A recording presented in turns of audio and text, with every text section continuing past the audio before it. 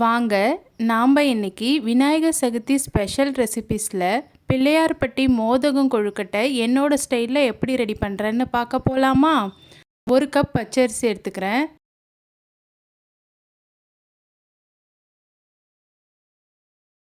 கால் cup பச்சைப்பருப்பு எடுத்துக்கிறேன். ரெண்டுத்தையும் ஒன்றா சேர்த்து 1 மணி நேரம் கிட்ட ஊற வச்சுக்கிறேன்.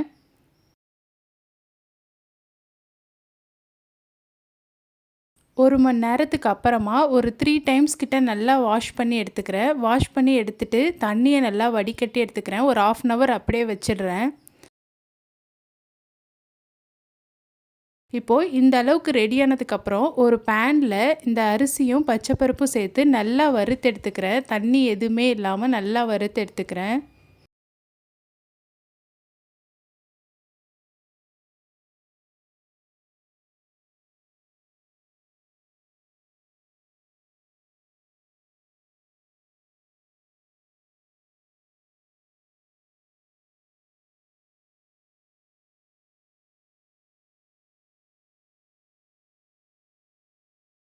ஈரப்பதம் எதுவுமே இல்லாமல் நல்லா வறுத்துட்டேன். இப்போ இதை ஒரு மிக்ஸி ஜாரில் போட்டு ஒரு ரவை பதத்துக்கு அரைச்சி எடுத்துக்கிறேன்.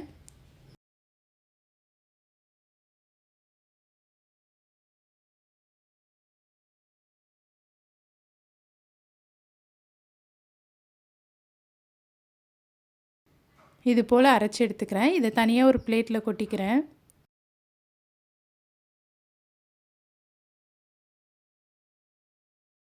வெல்லத்தை கரைச்சி எடுத்துக்கலாம். நான் 1 கப் எந்த கப்பால் பச்சரிசி எடுத்தனோ அதே கப்பால் 1 கப்பு வெல்லமும் கருப்பட்டியும் சேர்ந்து எடுத்திருக்கேன். வெல்லம் பாதி கருப்பட்டி பாதி எடுத்திருக்கேன்.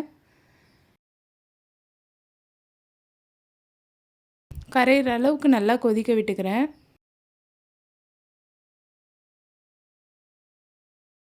வெல்லம் நல்லா கரைஞ்சிடுச்சு. அதை ஆஃப் பண்ணி தனியாக வச்சுக்கலாம். இப்போது ஒரு பேனில் தேங்காய் எந்த அளவுக்கு வேணுமோ அந்த தேங்காவை நல்லா வறுத்து எடுத்துக்கிறேன்.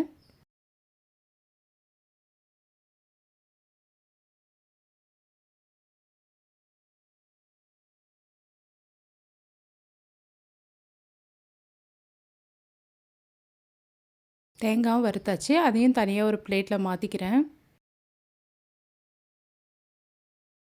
இதே பேன்லே தண்ணி ஆட் பண்ணிக்கிறேன். 2 கப் தண்ணி எடுத்துக்கிறேன். அதுக்கு தேவையான அளவுக்கு உப்பும் 1 ஸ்பூன் நெய்யும் ஆட் பண்ணி பபிள்ஸ் வர அளவுக்கு கொதிக்க வச்சுக்கிறேன்.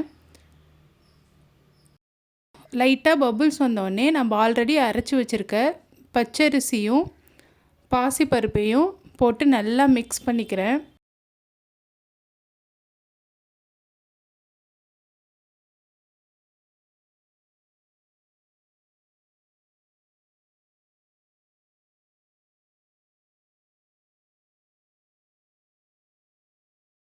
நல்லா கட்டி இல்லாமல் கிளறி விட்டுக்கலாம்.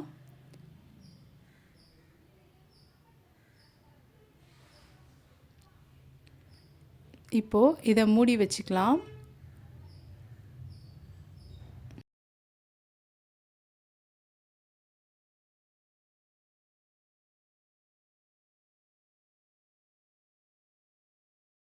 இப்போது நம்மளுக்கு தண்ணிலாம் நல்லா சுருண்டு வந்துடுச்சு. இப்போ இது கூட ஏலக்காய் ஆட் பண்ணிக்கலாம்.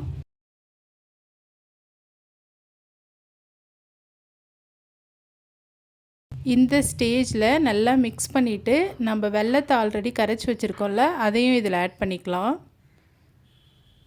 நல்லா மீடியம் ஃப்ளேமில் வச்சு ஆட் பண்ணிக்கலாம்.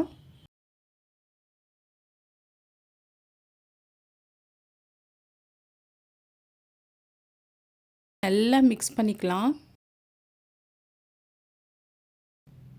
நம்ம இது மாதிரி கிளறி விட்டாலே கட்டி எதுவும் இல்லாமல் வந்துடும். இப்போ நம்ம ஆல்ரெடி வறுத்து வச்சுருக்க தேங்காவையும் இதில் போட்டு மிக்ஸ் பண்ணிக்கிறேன். மிக்ஸ் பண்ணிவிட்டு இது நல்லா உருண்டை பிடிக்கிற அளவுக்கு வர வரைக்கும் நல்லா மிக்ஸ் பண்ணி கட்டியாக்கி எடுத்துக்கலாம். இந்த ஸ்டேஜில் நல்லா கட்டி ஆயிடுச்சு. நம்மளுக்கு இப்போ கொழுக்கட்டையும் உருண்டையும் பிடிக்க கரெக்டாக இருக்கும். இந்த ஸ்டேஜில் எடுத்துகிட்டு கொஞ்சம் ஆற வச்சுட்டு நம்ம உருண்டை பிடிச்சிக்கலாம்.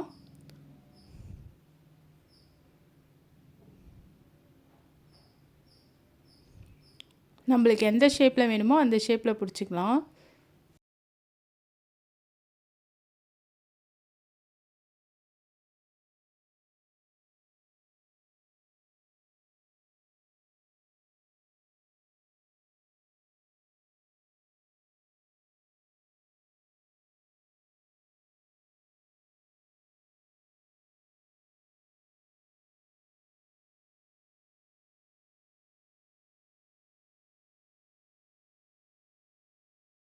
பாத்திரத்தில் இட்லி தட்டு வச்சுட்டு நம்ம வேக வச்சு எடுத்துக்கலாம். ஒரு 10 நிமிஷம் வச்சுட்டு நல்லா வேக வச்சுட்டு எடுத்துக்கலாம்.